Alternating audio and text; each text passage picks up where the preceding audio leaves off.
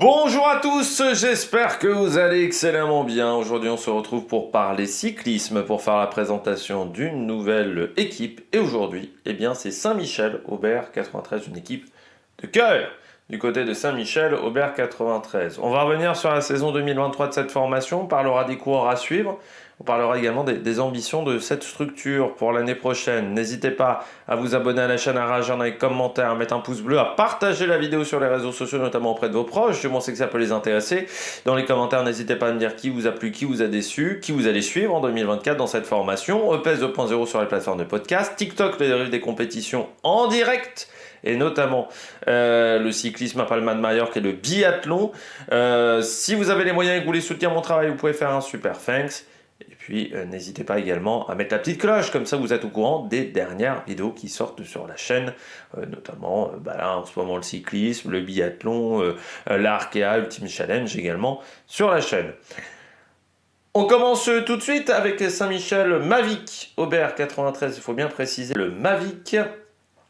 Équipe donc professionnelle depuis 94 du côté de cette équipe qui a vu passer un nombre de jeunes coureurs. Là, je vois notamment Lydian Le Breton lors de sa première année, qui a même participé au Tour de France. Pour ceux qui ne le sauraient pas, cette équipe a fait le Tour de France dans les années 90. À une époque où la participation est un peu plus facile, et notamment Cyril Saugrin avait remporté une étape pour Robert 93, c'était en 96, c'était au lac de Madine, une étape de 232 km devant Stéphane Hulot notamment, qui était dans cette étape-là, et ils avaient réussi à battre les sprinteurs, voilà, dans une étape. Mais voilà, c'est une équipe qui est présente depuis très longtemps. Il y avait même un Mexicain, c'était Miguel Arroyo. Mais c'est une équipe qui a eu des bons résultats du côté des jeunes coureurs également. Et puis qui est resté en continental, ce qui est assez rare aussi. Il y avait Carlos da Cruz, tiens aussi, ça c'était un bon coureur.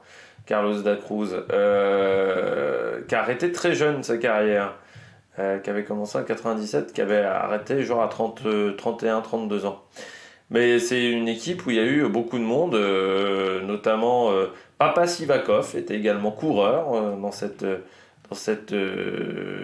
équipe dans les années 90 et début des années 2000. Voilà, pour ceux qui veulent en savoir plus sur Robert 93. L'année 2023... Jacques a plutôt été bonne encore, c'est-à-dire c'est une équipe qui arrive toujours à être au niveau du top 60, entre 50 et 60 au niveau UCI, donc ça a encore été le cas, avec notamment une belle 4e place sur Paris Tour pour Joris Delbov, mais il y a eu pas mal de résultats sur les Coupes de France. Cholet ils font 4, Route à Délivitré ils font 4, Grand Prix de Demain ils font 9, Trobre-Léon ils font 9, ils ont toujours réussi à être dans le top 10 ou à la porte du top 10 sur les grandes épreuves de Coupe de France. Donc ça c'est bien, parce que ça veut dire qu'à domicile, ils ont obtenu des résultats.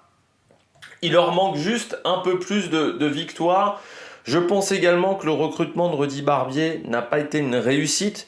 C'est vrai qu'ils pensaient vraiment qu'ils allaient relancer Rudy Barbier, ce qui n'a pas été totalement le cas. Mais on a eu du très bon Thomas Gachignard, du très bon Nicolas de Beaumarchais également dans cette équipe.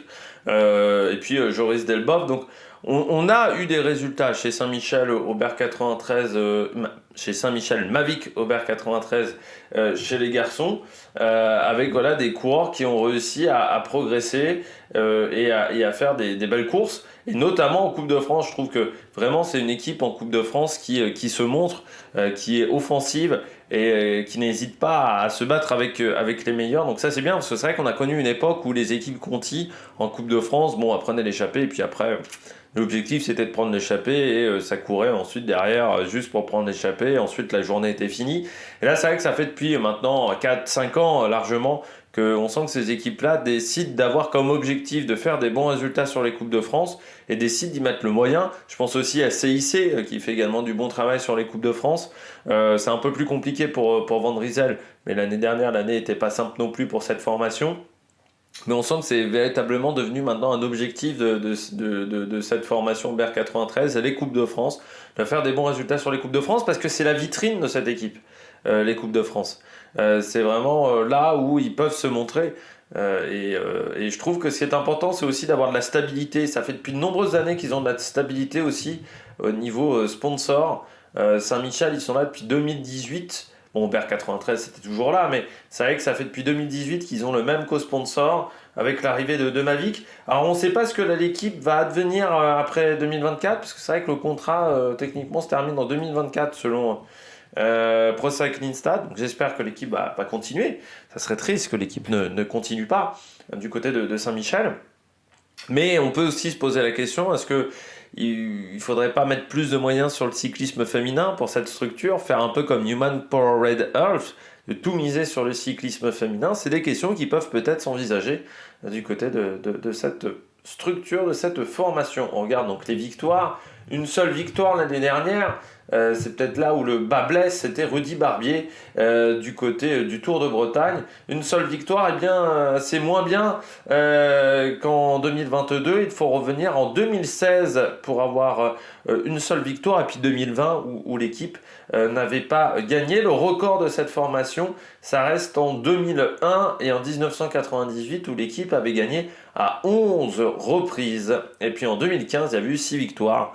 2015, notamment dans les victoires, si je ne me trompe pas, il y avait Steven Tronet qui était champion de France. Voilà, le coureur français qui était devenu champion de France, un petit peu à la surprise générale, Steven Tronet, qui avait eu ensuite un petit peu de mal à enquiller parce qu'il était passé chez Fortunéo, mais sauf que bon, la marche était un peu trop haute pour lui.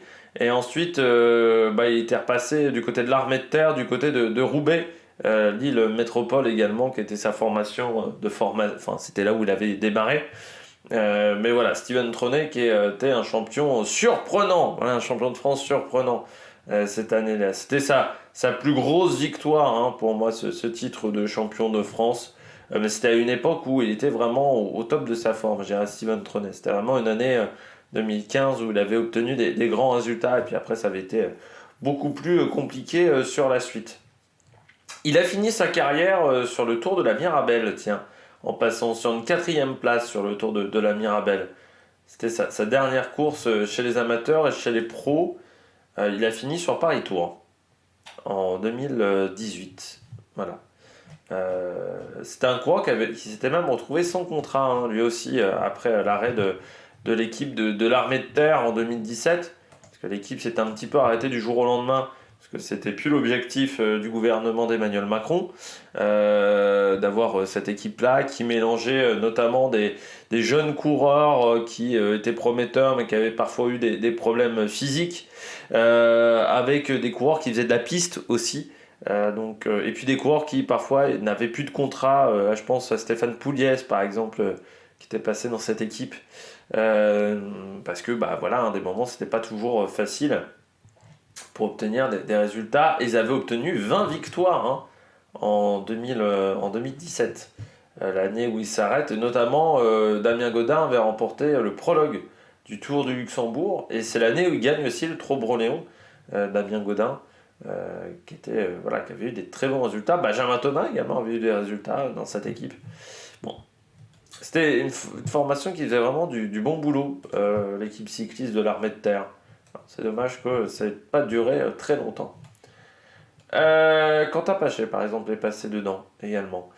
On regarde les transferts. Pas mal de départs, pas mal de turnover dans cet effectif.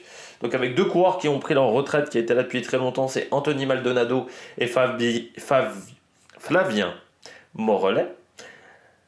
2 coureurs qui ont rejoint des structures World Tour, c'est Thomas Gachignard, structure au-dessus, parce que Total n'est pas en World Tour, est en 2e division, pour Thomas Gachignard, et puis Nicolas de Beaumarchais qui rejoint la Cofidis. 2 coureurs qui rejoignent Philippe Wagner, Bazin, c'est Thomas Deveau et Rudy Barbier, qui rejoint même son frère. Et Florian Rapito, lui, rejoint le Dinan Sport Cycling, équipe amateur, mais de bon niveau. Du côté des arrivées, Jérémy Lecros, qui était chez Philippe Wagner, qui avait subi l'arrêt de BNB Hotel, Alexandre Delette, qui était chez Cofidis, Jérémy Cabot, qui était chez Total, Dillian Corkery, irlandais, qui était au CC Etup, Lucas Benetto, qui était au SCO Dijon, et puis Nicolas Breuillard, qui était à l'AVC Aix-en-Provence, ce qui fait que l'effectif 2024 est composé de 10 coureurs, mais avec des coureurs talentueux.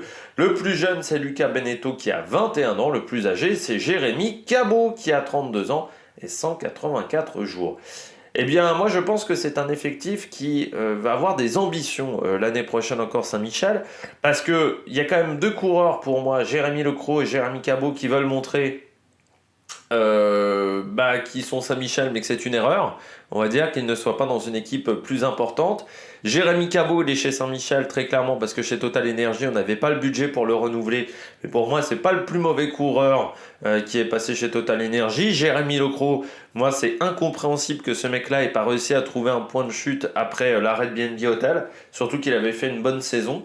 Et puis on retrouve également Romain Cardis qui était chez Total Energy. Dans cet effectif-là. Et puis Joris Delbove, qui n'est pas un mauvais coureur. Théo Delacroix, lui qui était passé chez Intermarché, aura envie de se relancer. Donc c'est une équipe qui est un peu dans cet objectif-là, de relancer des jeunes coureurs. Et puis surtout d'avoir des résultats. Leur objectif, c'est toujours de montrer que c'est une grosse structure continentale. Ils le disent, c'est d'être parmi les bonnes structures en continentale, d'avoir des bons résultats. Ils le disent toujours que la deuxième division n'est pas accessible pour eux en termes de moyens, mais ils veulent montrer une belle image en continentale. On regarde tout de suite les coureurs à suivre. Bien entendu, j'ai mis Jérémy Lecros. Pour moi, c'était inadmissible. Presque qui se retrouve en amateur. Ce mec-là, quand il fait quand même sur sa dernière année chez les pros, une 7e place sur le Tour de France et une 6e place sur le Tour de France. C'est-à-dire sur des sprints massifs. Il fait 6 et 7. Et il n'a pas trouvé de contrat. Ça reste pour moi une énigme du côté de Jérémy Lecros. Surtout qu'il avait pris 2 4e places sur les boucles de la Mayenne aussi cette année-là. Et 2 top 10 sur le Saudi Tour. Donc je ne comprends pas qu'une équipe continentale, ou qu'une équipe même étrangère n'ait pas pensé à lui. Surtout qu'il ne demandait pas, je pense pas, un énorme salaire. Il voulait juste rester chez les professionnels. Eh bien, il y est de retour chez les professionnels. Après une année 2023 qui n'a pas été facile, parce que c'est vrai que lui, autant Goujard a mieux réussi à réagir que lui. Lui, il s'est quand même pris un petit peu une claque dans la gueule au départ. Mais il finit 11e des boucles de l'Artois, 2e du Tour des 100 communes au mois de mars. Surtout qu'il n'avait pas de contrat, même chez les amateurs au départ. 9e de la première étape du Tour d'Alsace, 5e du Tour de Côte d'Or également, et puis 10e du Grand Prix de la ville de Bavay et 15e du Grand Prix des Marbriers du côté des épreuves nationales françaises. Donc l'objectif, ça va être de repartir de l'avant du côté des sprints, de retrouver des sensations. C'est pas toujours facile de repasser dans le monde professionnel. Après, voilà son passage, c'est Philippe Wagner Cycling, qui n'était pas encore en équipe professionnelle à ce moment-là. L'objectif, ça va être de retrouver des sensations, mais pour moi, il est capable d'obtenir des résultats, et peut-être que ça sera dès l'étoile de Bessèges, le Tour du Gard, qui a rarement réussi quand même à Saint-Michel ces dernières années, cette course-là, mais il y aura pourquoi pas les boucles de la Mayenne aussi, comme bonne épreuve, le Région Pays de la Loire Tour aussi, donc voilà, il y aura de quoi faire pour Jérémy Lecros en cette année 2023. Jérémy Cabot, c'est quand même un mec qui a fini 13e l'année dernière du mémorial Marco Pantani, 7e du général du Tour de Poitou-Charentes, 6e d'une étape du Tour de Castille et Léon, 5e des championnats de France du chrono également. Et puis il a obtenu des résultats sur des courses où il y avait des bosses également dans sa carrière. Coureur qui est arrivé, qui a déjà dû repasser chez les amateurs. Il avait commencé chez Roubaix-Lille Métropole et puis il était repassé au SCO Dijon après 2 années chez les pros avant de rejoindre le team Total Direct Energy. C'est un coureur qui est arrivé tardivement chez les pros. Il est arrivé en 2017 pour un mec qui est né en 91. Il a déjà 32 ans et donc là c'est encore une fois, Jean-René Bernaudot a dit « Je n'avais pas le budget pour le conserver ». Ce qui m'intrigue un petit peu sur le budget de la Total Energy, quand on a libéré autant de salaires pour Peter Sagan et autres, Je me dis que ça va pas fort chez Total Energy. Donc c'est peut-être pas une mauvaise chose de rejoindre au final Saint-Michel, où il va avoir un statut de leader, où il va pouvoir se montrer. On sait que c'est un coureur qui est bon sur les courses par étapes de 4-5 jours, donc il peut peut-être montrer des très très belles choses. Il avait fait 3e du général du Tour du Jura cycliste, 6e de la Tropicale à Missamongo dans son palmarès, 8e du général des boucles de la Mayenne également en 2017. Donc on sait que c'est un coureur qui a des bonnes qualités sur les courses difficiles. Il était 5e des championnats de France à Épinal derrière Cavagna, Mollard, Touzé, Barguil et devant Victor Lafay ce jour-là.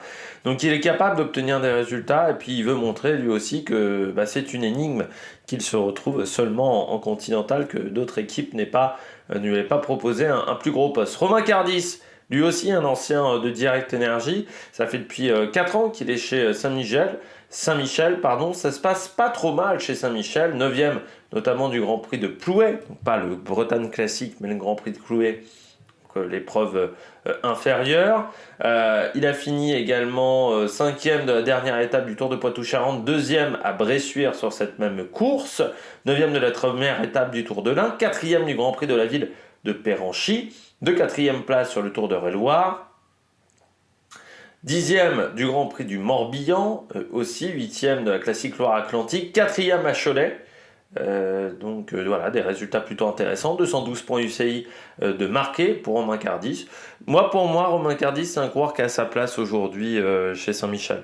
C'est-à-dire que pour moi, c'est un coureur qui n'était pas suffisamment bon pour être dans des grosses structures, mais dans une structure, alors soit on va dire dans les équipes de deuxième partie de tableau en deuxième division ou dans ces grosses structures-là de Continental, pour moi, c'est totalement ce qui correspond à Romain Cardis. Je pense que des fois, il y a des coureurs qui veulent à tout prix aller dans des grosses structures et qui oublient que le Continental existe. Alors c'est vrai que des fois, c'est une question financière aussi, mais qui oublient également que certaines équipes de deuxième division existent et où ils peuvent obtenir des bons résultats et peut-être parfois des meilleurs résultats qu'en World Tour ou quand dans des grosses structures de deuxième division où ils vont être un petit peu dans l'ombre. Donc j'espère que du côté de Romain Cardis, ça continue pour le coureur qui est né à Melun. Romain Cardis, donc voilà, j'espère qu'en 2024 il y aura encore des bons résultats et que l'équipe continuera aussi pour lui, parce que pour moi il est au bon endroit. Et puis je termine avec Joris Delbove, coureur qui est né à Troyes, qui a fini 4e de Paris Tour. C'est un coureur qui aime le cyclocross. Joris Delbove, il en a même fait quelques-uns cette année, 17e des championnats de France. Il était assez déçu de sa performance sur les championnats de France. Il a fini également 41e de la Coupe du Monde à Antwerpen, mais il fait du cyclocross. Et puis il a obtenu quelques résultats, notamment meilleur jeune sur le Tour de l'Ain, 9e du Tour du Limousin, ce qui n'est pas une course si facile que ça, surtout qu'il y avait du monde cette année sur le Tour du Limousin, 11e de la Ronde de l'Oise également comme résultat. Donc c'est un coureur qui a montré des belles petites choses, lui qui était dans sa 2e année avec Saint-Michel, donc nouvelle saison avec l'équipe Aubert 93. Et bien l'idée est de continuer sa progression pour pourquoi pas rejoindre une équipe un peu plus importante dans le futur. Pour moi, il a les qualités pour le faire. Aujourd'hui, Joris Delbove pour rejoindre des structures un peu plus importantes. Mais par contre, il va falloir qu'il fasse une saison pleine. Parce que 2023, la progression de 2022-2023 était peut-être pas encore suffisamment importante. Surtout qu'il aura 24 ans cette année. Donc au bout de 24-25 ans, quand tu n'as pas encore été en World Tour ou en deuxième division, après c'est un petit peu plus compliqué. On regarde le maillot de cette équipe Saint-Michel Aubert 93, eh bien un peu plus de jaune, voilà, sur le maillot. Le jaune descend un peu plus avec un dégradé orange. Voilà, on passe du jaune au orange sur le maillot, donc ça représente bien les couleurs de Saint-Michel. La question est de savoir, est-ce que les vélos contre la montre auront la roue couleur galette comme le sponsor Saint-Michel. Ça avait été l'attraction sur le Tour de France Femmes. S'il y a ça, alors là, c'est 100% réussi pour Saint-Michel Aubert 93. J'espère que vous avez aimé cette vidéo. N'hésitez pas à vous abonner à la chaîne, à réagir dans les commentaires, à mettre un pouce bleu. Et puis nous, on se retrouve pour de nouvelles aventures sur la Méric Production. Ciao, ciao!